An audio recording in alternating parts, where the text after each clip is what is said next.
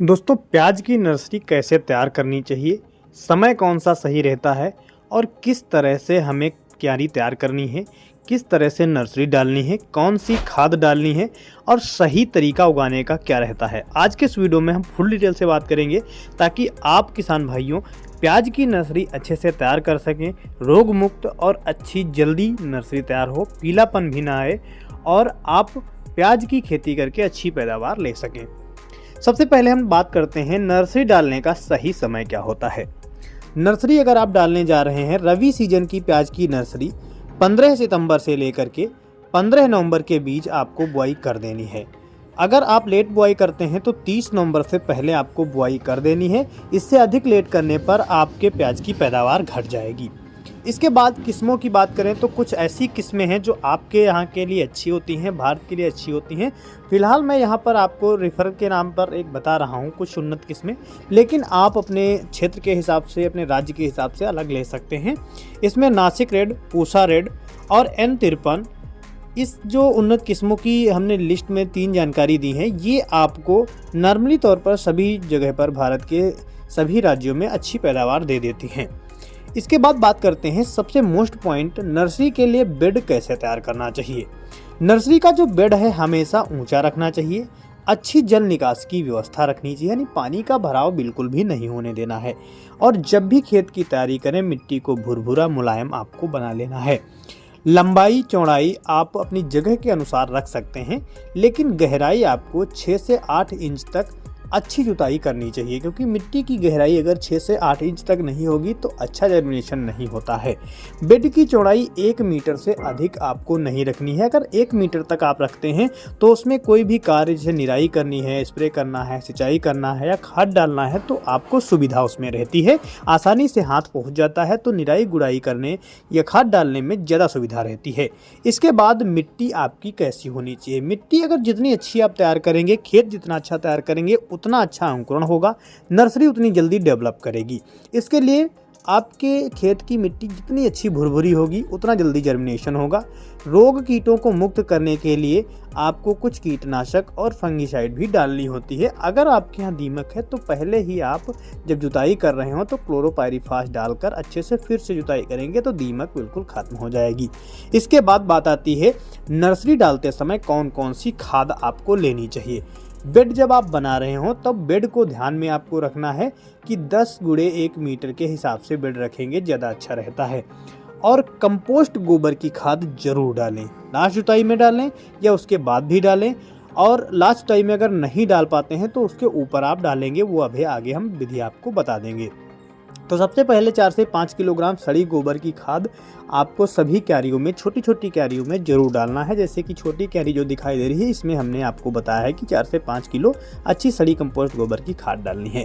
नीम की खली अगर आपको मिलती है तो इसमें आप 100 ग्राम नीम की खली ऐड कर दें, क्योंकि नीम की खली होगी तो मिट्टी उकेरने वाली जो कीड़े होते हैं, जो बग होता है, जो गिडार होता है, इसको ख़त्म करने में ज़्यादा आसानी रहती है। ये हमारी जो नर्सरी को है नुकसान नहीं पहुँचाता है। इसके बाद अगर आप चाहें तो इसमें DAP भी ले सकते हैं। 25 से 30 ग्राम DAP इसी में मिला लें और यूरिया भी आपको 10 से 12 ग्राम मिलानी, ज़्यादा आपको नहीं मिलानी है। ये हम आपको एक छोटी सी क्यारी के अनुसार बता रहे हैं, वैसे चाहे तो आप किलो के हिसाब से इसमें ले सकते हैं। सिंगल सुपर फास्फेट सबसे अच्छी रहती है, जो आपके करीब 50 ग्राम सिंगल सुपर फास्फेट और 20 ग्राम आपको यूरिया मिलाकर इसमें डाल देनी है। इसके बाद आप नर्सरी बोने के लिए लाइनें चाहें तो बना सकते हैं, छिटकुआ विधि से उसको डाल सकते हैं। इसके बाद हल्की गुड़ाई हल्की करनी है आपको कि आपका जो बीज है वो करीब 1 से 1.5 सेंटीमीटर के बीच अंदर चला जाए, ज़्यादा नीचे भी नहीं जाना है। अगर आप ये नहीं करते हैं तो आप बीज डाल दें। इसके बाद कंपोस्ट गोबर की खाद और मिट्टी को आपस में अच्छे से मिला लें। ऐसे समझ लीजिए कि कंपोस्ट गोबर की खाद 30% और मिट्टी आपकी 70% रखकर उसमें मिलाकर अच्छे से उसके ऊपर आप डाल सकते हैं। बेड में बीज डालें और बीज डालने के बाद ये आपको कॉम्बिनेशन जो मिट्टी और कंपोस्ट गोबर की खाद है ये आप ऊपर से डाल सकते हैं। इससे बीज पूरी तरह से ढक जाता है, जिससे क्या रहता है, हमारा जो बीज है बिल्कुल ढक जाता है और अंकुरण अच्छा होता है और टाइट भी मिट्टी नहीं होती है, तो जामने में थोड़ी आसानी मिल जाती है। इसके बाद बात आती है कि बीज आपको डालने के बाद क्या करना है। जब आप बीज डाल दें तब आपको जो बेड आपकी बनी है उस पर पुआल, फूस, पताई जिस तरह से हम डालते हैं हमेशा आपको यही बताते हैं ये आपको ज़रूर डालना है। इससे एक तो ये सुविधा रहती है कि हमारे बीज को गर्मी मिलती है तो जल्दी जर्मिनेशन होता है।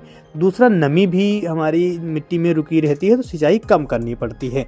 इसके बाद अगर सिंचाई की बात करें, अगर आपकी नर्सरी को जर्मिनेशन होने में लेट होता है तो सिंचाई के लिए आप इसमें स्प्रे विधि की सहायता ले सकते हैं। पानी को छिड़क भी सकते हैं, इसी पुआल फूस पर छिड़केंगे, नमी अच्छे से पहुंच जाएगी, जर्मिनेशन हो जाएगा।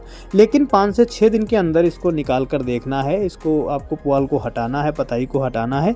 जर्मिनेशन होते ही अगर आँखें निकलना स्टार्ट हो जाएं, बीज ऊपर निकलना स्टार्ट हो जाए, तब आपको इसको पूरी तरह से हटा देना है। इसके हटाने के बाद आपको स्प्रे के माध्यम से ही हल्की सिंचाई करनी है। अगर स्प्रे के माध्यम से नहीं कर पा रहे हैं तब आपका बीज उखड़ने और बाहर निकलने की दिक्कत रहती है, क्योंकि छोटी क्यारियों में अगर पानी चलाते हैं तो बहाव के हिसाब से कुछ बीज उखड़ जाते हैं, ज़मीन से निकल जाते हैं, जिनको आप किसी भी प्रकार से नहीं बचा सकते, वो ख़राब हो जाते हैं। तो स्प्रे विधि सबसे अच्छी रहती है, छिड़काव विधि कर सकते हैं। अगर आपकी नर्सरी एक पानी लगाने के बाद, छिड़काव करने के बाद फिर से पानी लगता है, तब आप उसमें बहाव विधि से भी कर सकते हैं, पानी को अच्छे से लगा सकते हैं, लेकिन पानी का भराव बिल्कुल भी नहीं होने देना है। इस तरह से आप एक स्वस्थ और रोगरोधी नर्सरी जल्दी तैयार कर सकते हैं। इसके बाद आपको ध्यान ये रखना है कि अगर आपकी नर्सरी जरा भी कहीं पर पीली दिखाई देती है तब आपको NPK 19-19-19 प्लस सागरिका इसको मिलाकर आपको डालना है। इसके डालने से पीलापन बिल्कुल ख़त्म होता है और नर्सरी थोड़ा तेज़ी से ग्रोथ करने लगती है। वैसे जो हमने आपको कंपोस्ट गोबर की खाद और बेसल खुराक में जैसे कि सिंगल सुपर फास्फेट बताया है, DAP बताया है, इसको अगर आप डालेंगे तो आपकी नर्सरी में पीलापन भी नहीं होगा और समस्याएं कम देखने को मिलेंगी, जल्दी भी तैयार हो जाएगी। इसके बाद कीट नियंत्रण के लिए अगर जड़ें उकोड़ने वाले कीड़े हैं, दीमक है, बग है, गिडार है, तो उसके लिए आपको क्लोरोपाइरीफास 30 ग्राम प्रति एक टंकी के हिसाब से डालकर स्प्रे कर देना है। यानी 15 लीटर में 30 ग्राम डालकर स्प्रे करेंगे, ये बिल्कुल भी कीड़े खत्म हो जाते हैं। और समय समय पर आपको इसका निगरानी बेहद ज़रूरी होती है, क्योंकि मेन चीज़ इसमें निगरानी होती है। निगरानी करने पर ही आप कम लागत में अच्छी पैदावार ले पाएंगे।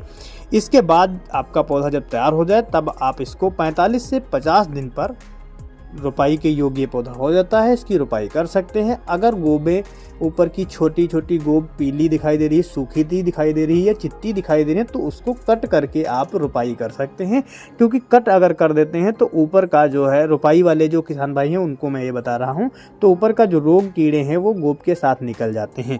अगर आप बुआई करके ही उगाते हैं, कुछ लोग ऐसे करते हैं, बुआई करते हैं नर्सरी, फिर खेत में इसको ट्रांसप्लांटिंग करते हैं, तो ये विधि हमने आपको बताई है। अगर आप डायरेक्ट इसकी बुआई करते हैं तो उसको भी इस तरह से कर सकते हैं, बशर्ते उसमें थोड़ी मेहनत ज़्यादा लगती है, देख रेख ज़्यादा लगती है, कीड़े और रोग ज़्यादा लगने की संभावना बनी रहती है और थोड़ा कंद भी कम बैठता है। इसीलिए ट्रांसप्लांटिंग वाली विधि सबसे अच्छी है, इसको आप अपनाकर अच्छी प्याज की पैदावार ले सकते हैं। दोस्तों, जानकारी अच्छी लगी हो वीडियो को लाइक कर दें, मित्रों में शेयर कर दें।